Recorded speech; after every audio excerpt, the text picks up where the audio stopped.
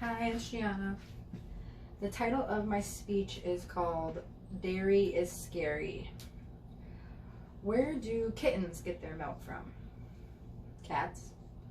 Where do mice get their milk from? Rats. Puppies. Dogs. Now, where do baby humans get their milk from? Cows. Which, that seems weird. We're the only mammal who drinks milk or receives their milk from another mammal, which is a bit odd, but understandably we have been doing this for thousands of years. First, I'd like to talk about the history of the dairy in the U.S. The history of the dairy consumption in the U.S. since the 1940s has been based off of propaganda and false media information. Prior to World War I, dairy farms were quite poor, but with the connection of the government and dairy farms,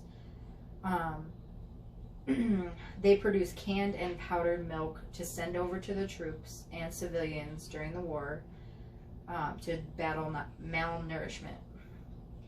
After the war, there was a huge surplus of milk, which the government ended up purchasing and storing it in warehouses, but they didn't want it to go bad since they spent so much money on it. So in the 50s and 60s, this is when all the media ads started coming out about strong bones and teeth, and like drinking 3 to 4 servings a day, that's where the lunch milk program started. Like, you got the little containers of milk started at school, encouraging children to drink it. They even added dairy, or gave it its own category in the food pyramid, stating that we needed the 3 to 4 servings. They used celebrity endorsements that got milk ads, Yoplait ads.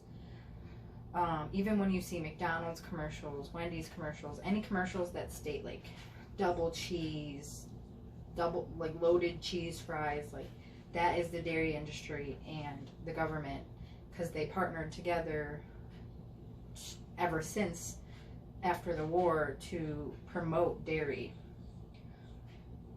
Now let's talk about lactose intolerance. 65% of the world's population is lactose intolerant, and I know that may seem as a shock because we live in an area where it's not as heavily talked about, because in America we overconsume dairy.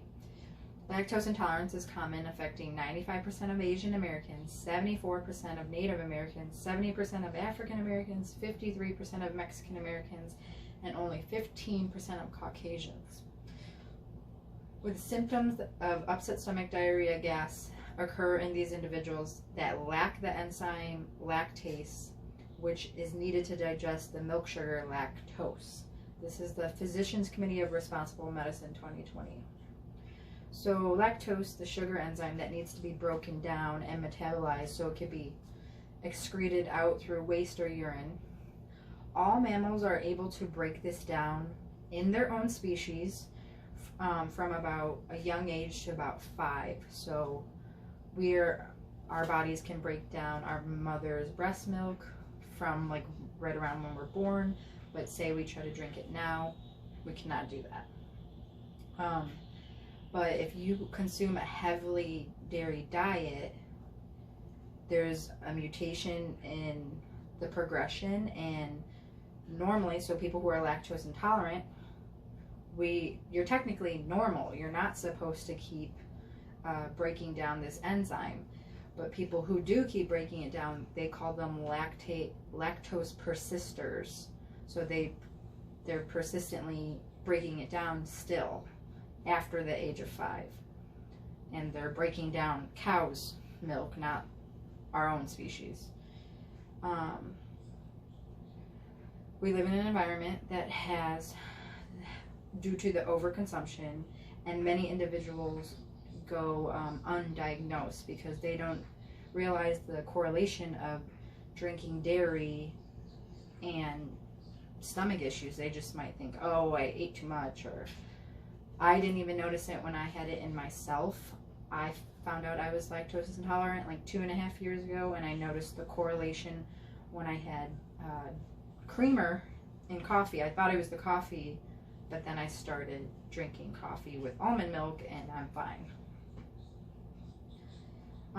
Resolution for lactose intolerance. There are many other plant-based options: coconut milk, oat milk, cashew milk, soy milk, hemp milk, and then the increasingly popular in America, almond milk. Now that more Americans are becoming aware of the dairy industry. That is Northwestern Medicine 2020. Also, unhealthy additives into dairy milk. The mistreatment of animals and the filtration process are more reasons onto why you shouldn't consume milk. Dairy cows can only produce milk like every other mammal after giving birth. So they are repeatedly impregnated. Their children are taken away from them. If it's a boy, it goes to a veal farm. If it's a girl, they have to wait a year, and then they can become dairy cows themselves. Cows are mistreated, impregnated in a device called a rape rack, torn from their family. Infection happens because of the constantly being impregnated, infection in their udders and other body parts that are usually not treated, and this can pass along into the filtration process. Insulin growth factor is a hormone called IGF that is injected into dairy cows so that they produce more milk at a faster rate. IGF can cause type 1 diabetes and can increase cancer cells to multiply. So studies are not saying that it causes cancer, but if you have a predisposition for cancer or you already have cancer in your body, it could cause these cells to multiply at a faster rate. Also, vitamin D milk is also an additive into in milk. Vitamin D is not naturally in dairy milk. The dairy industry in the 60s started saying, like, if you want strong bones and teeth, drink vitamin D milk. But vitamin D is a hormone that is in the body that is produced on the surface of your skin, usually from sunlight. So you can only get it from sunlight, or there are vitamin D capsules that you could get at like Vitamin Shop. But it is not naturally in milk. So that is another lie. Pus, or what the dairy industry calls somatic cells, which are leukocytes, which are white blood cells, which are usually mean infection, also pass through the filtration process. Somatic cells are also found, or what's found in a pimple.